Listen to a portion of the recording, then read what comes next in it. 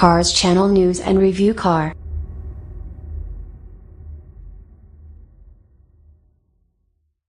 BMW i8 Review. Car makers so far aren't in agreement on how to dress the future. Tesla, for example, based its electric technology around a conventionally good-looking car with the Model S for the i8 supercar. BMW is basically saying, damn it, this electric stuff is new. Let's style it new, too. The i8's swoops, cutaways and indents are taken straight from the 2009 concept car, while the electric motor married to a highly tuned 1.5-liter turbocharged engine is equally bold. We've seen million-pound hybrid hypercars from McLaren, Ferrari and Porsche, but at just under £100,000 the i8 is flirting with affordable and no less exotic, given it's also built around a carbon fiber tub.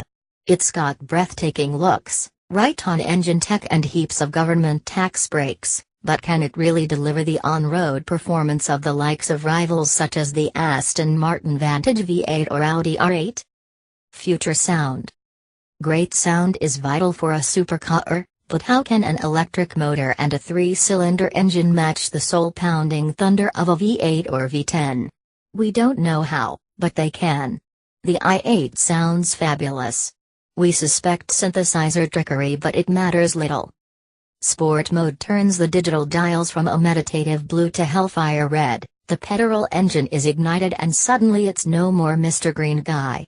Shifting through the automatic 6 speeds using the wheel-mounted paddles brings about a fearsome bassy crack on each change, and the engine howls as if it's got at least 3 more cylinders as speed multiplies.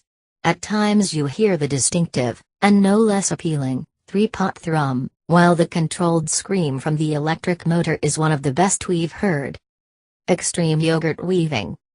Because the core of the car is made of plastic woven with carbon fibers, the whole thing is still relatively light at 1,490 kilograms, even with those 2 engines.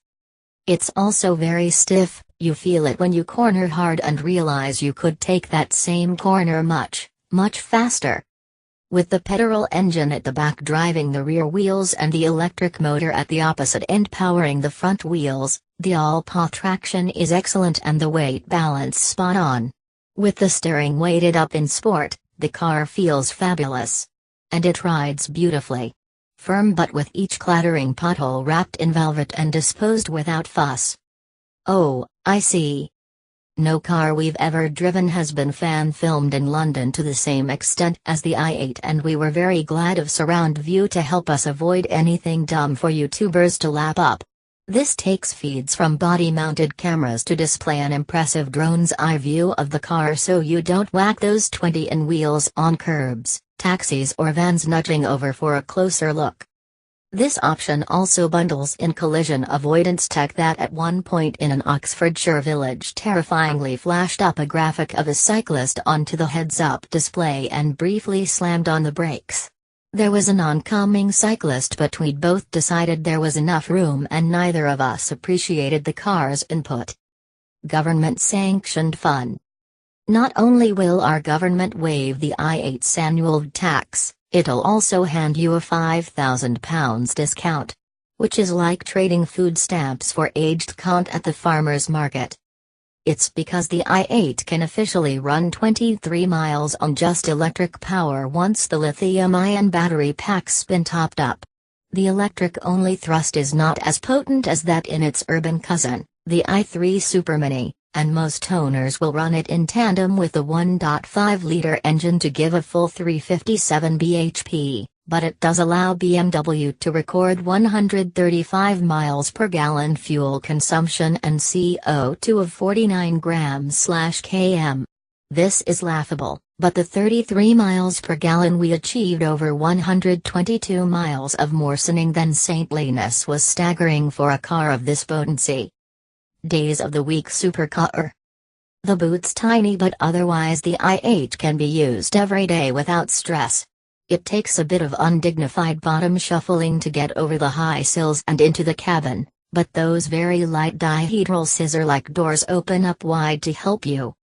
The view out front is expansive, the steering light in all driving modes but sport and the 6-speed auto does its thing effortlessly.